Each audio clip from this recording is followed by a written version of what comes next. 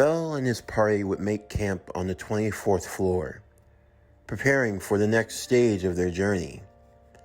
From floor 1 to 24, while difficult, it wasn't anything that most heroes who were of above average in terms of level could actually handle. It was only when you got to the 25th level and below when things really took a turn, where the monsters became stronger, the traps became deadlier, where you truly had to be on your P's and Q's on all situations, lest you avoid the worser outcome. So far, for Bell and his party, they had managed to make pretty good progress. Everyone was moving along nicely. The team was truly coming into formation. Of course, there was still more that needed to be done. You should never underestimate the dungeon, not even for a moment. Even when you think you have everything figured out, even when you think you know everything, you must always remember that deep down you know nothing. The dungeon plays by its own rules, by its own laws. Things will often appear where they shouldn't. What often seems easy may sometimes turn into the impossible and may leave you with an impossible choice to make. That's why no one in the group was taking this lightly. For any success they had, humility was the key. However, as they made camp before setting off on the next leg of their journey, there was a strong sense of optimism amongst the group.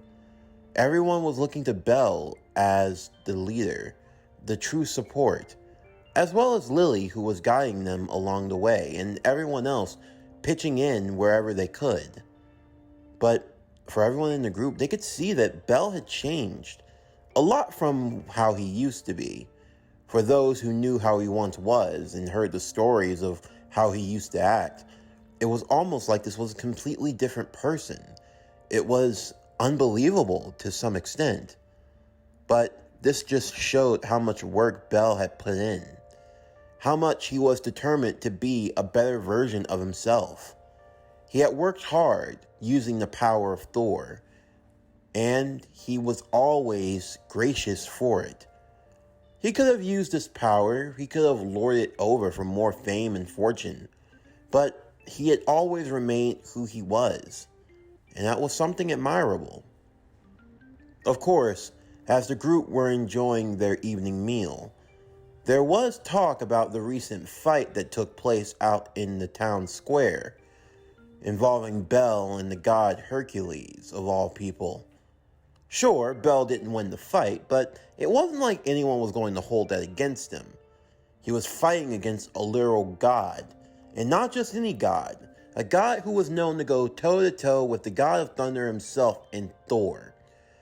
There was no shame in losing to a god in a fight, but the fact that you were able to hold your own for as long as you did, that was only worth praise. Still, though, there were some that couldn't excuse Hercules' actions, like Lily and Wealth. Putting his hands on Miss Hestia like that? Lily would say. The nerve of him! Who does he think he is? Hephaestus always talked about how much of a nutcase Hercules could be. But still, to think he'd go so far just to try to pick a fight with Jabel. Yeah, it's nothing really. I mean, I only did what I could. In the end, it's easy to understand why I wasn't able to take him down. But still, though, I don't know why he acted like that. I mean, doesn't he have a familia? At least I heard he did. His familia died long ago, Aisha would say to the group. Wait, you know about it? Wolf would ask. Just some stories that was told by my former goddess, Ishtar. There's a lot about Hercules that a lot of people don't know. Honestly, all they know him for is the wild, drunk god who goes picking bar fights. But, safe to say, he's a bit more complicated. The group would ask for her to elaborate if possible, and she would oblige. Hercules wasn't always how he is now. At least not how you all see him. There was actually a point in time when he was quite jolly and jovial, always looking for a good time amongst his familia and other people he come to meet. He was someone who loved and let live, so, in a way of speaking, he just did what came with the flow, the life of the party. It was a grand time whenever Hercules came around, and his familia matched his intensity. They matched his strength and vigor. They all lived their lives to the full with no regret.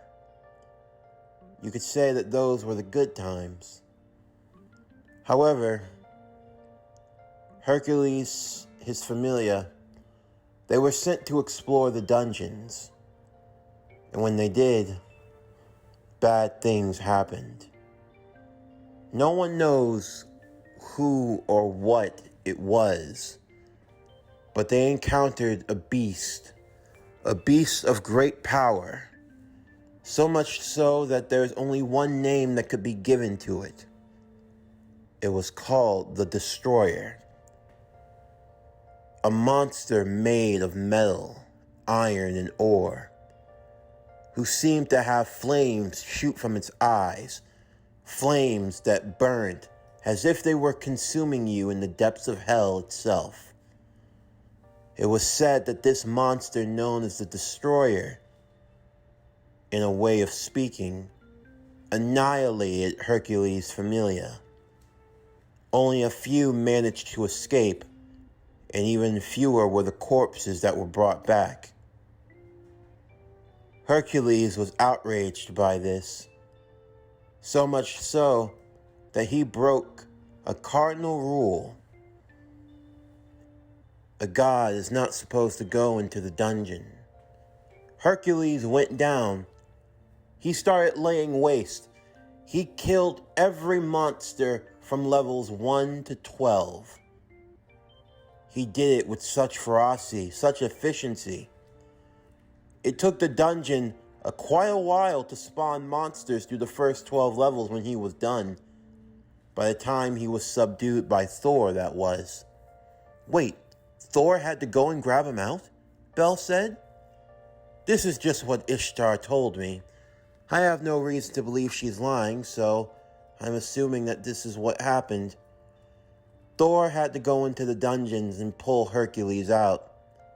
And after doing so, he was punished. You probably know it as the 12 labors of Hercules.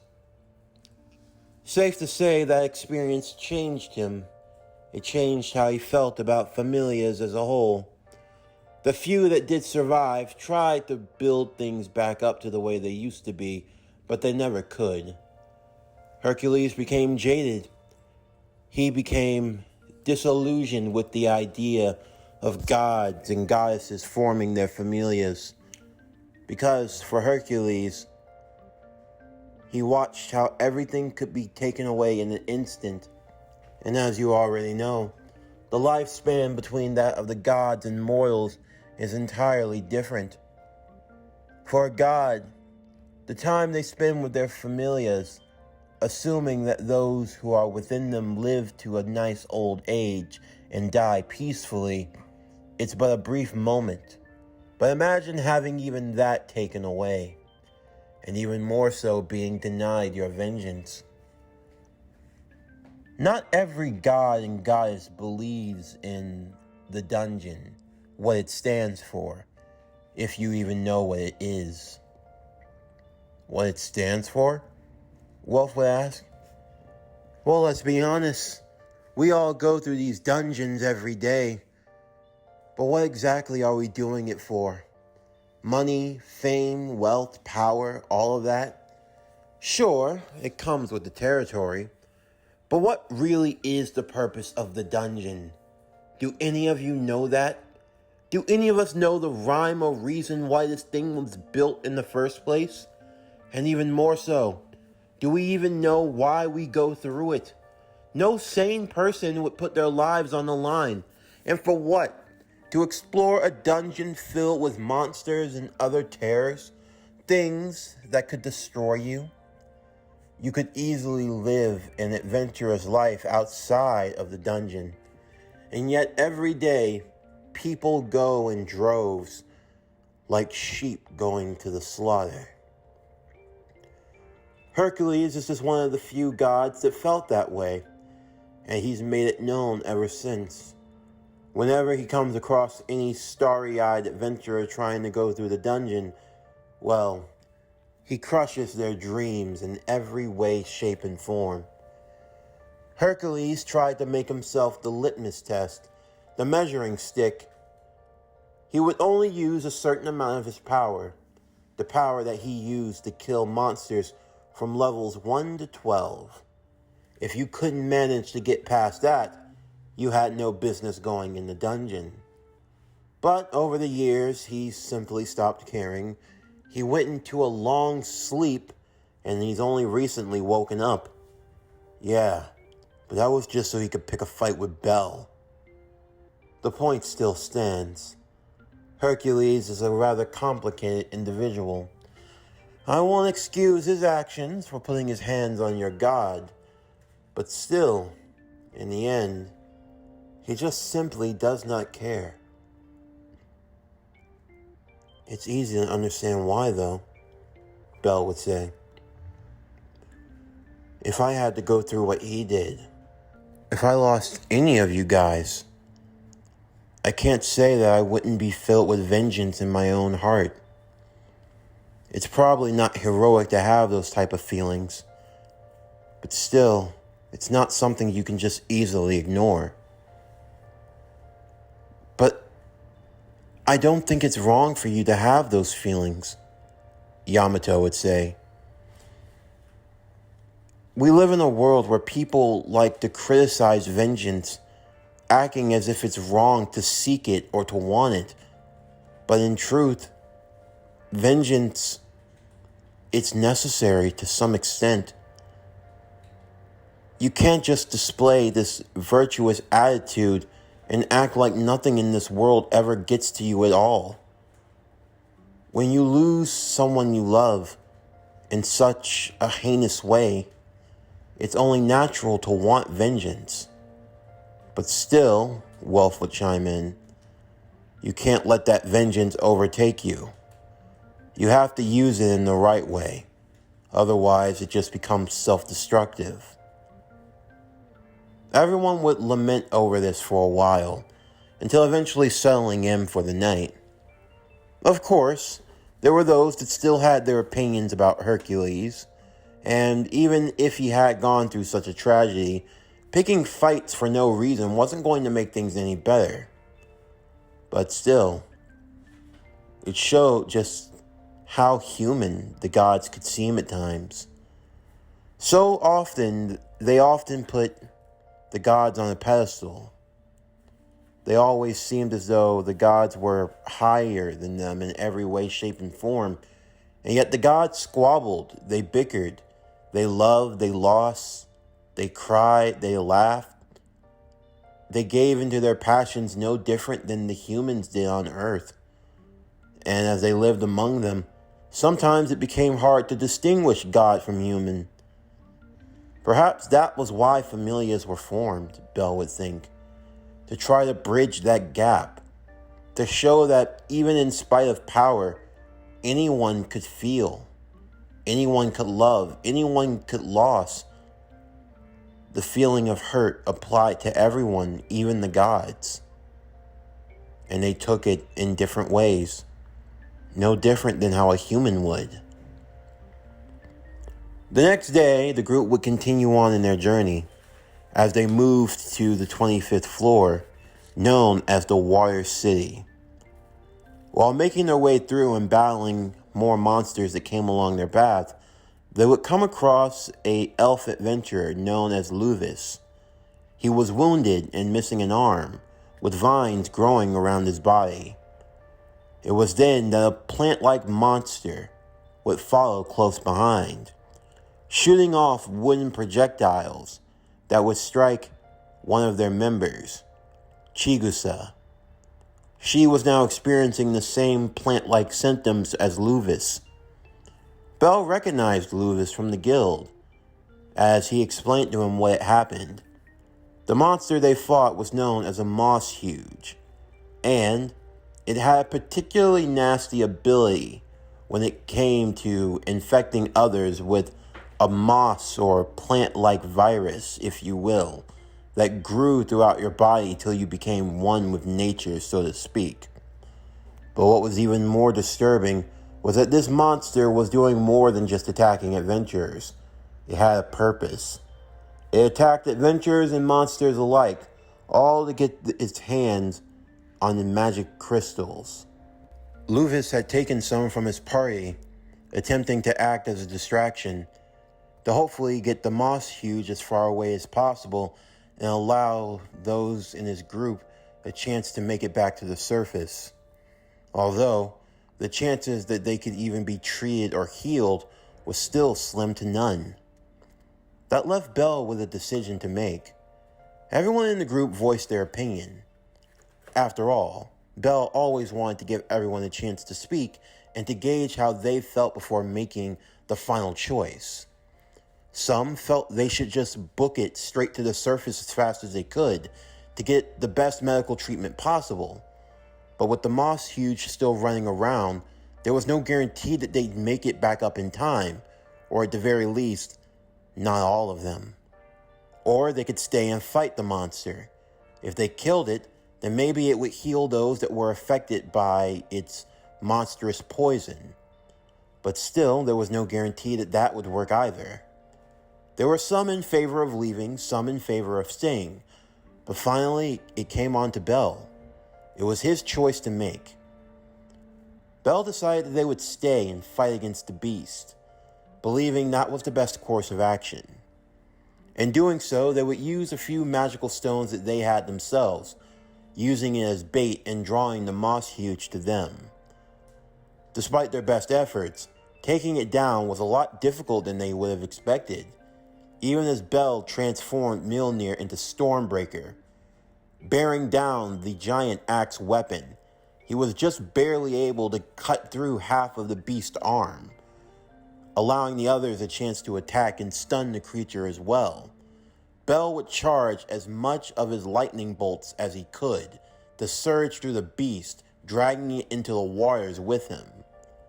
Of course, the others were worried, but Bell was resistant to lightning, so that wasn't the issue. The issue was that when he fell into the waters, he'd fall through the waterfalls and go down into the deeper levels of the dungeon by himself, a place where the others just weren't prepared to follow. They advised against it, some trying to pull Bell away, but he knew that this was the best course of action.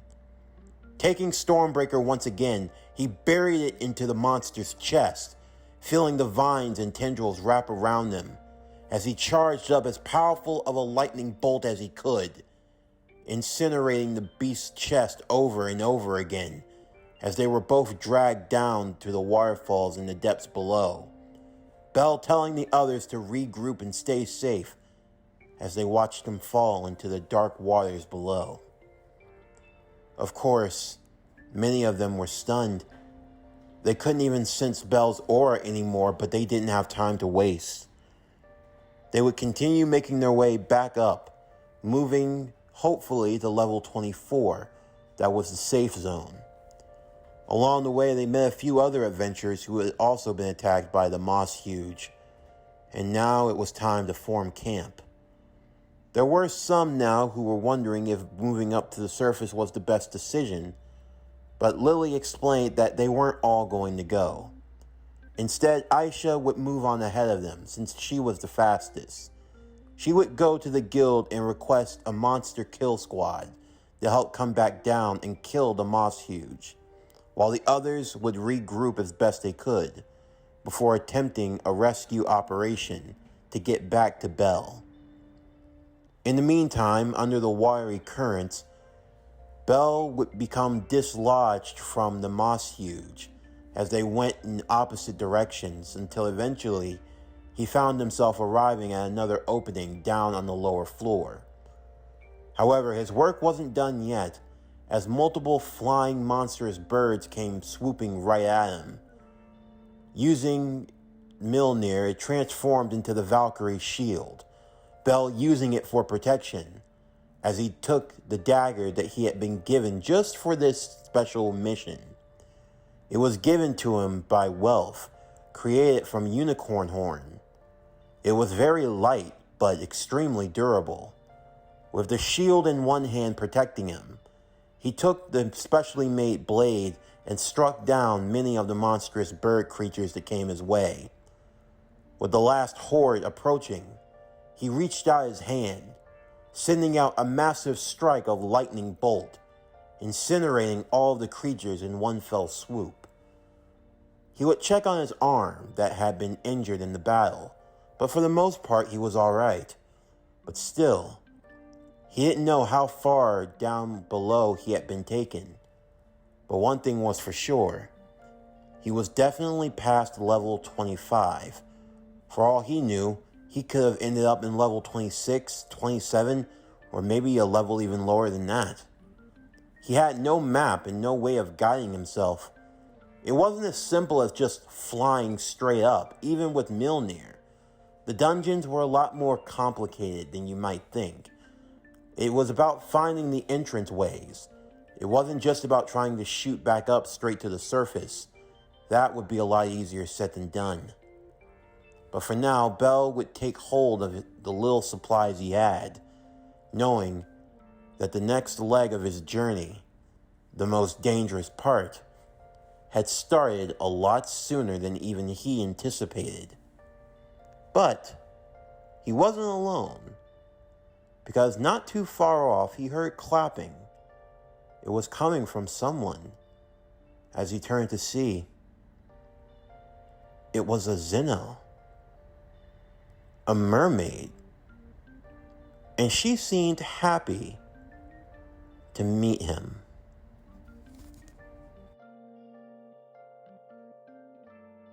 This concludes Danmachi the Last King.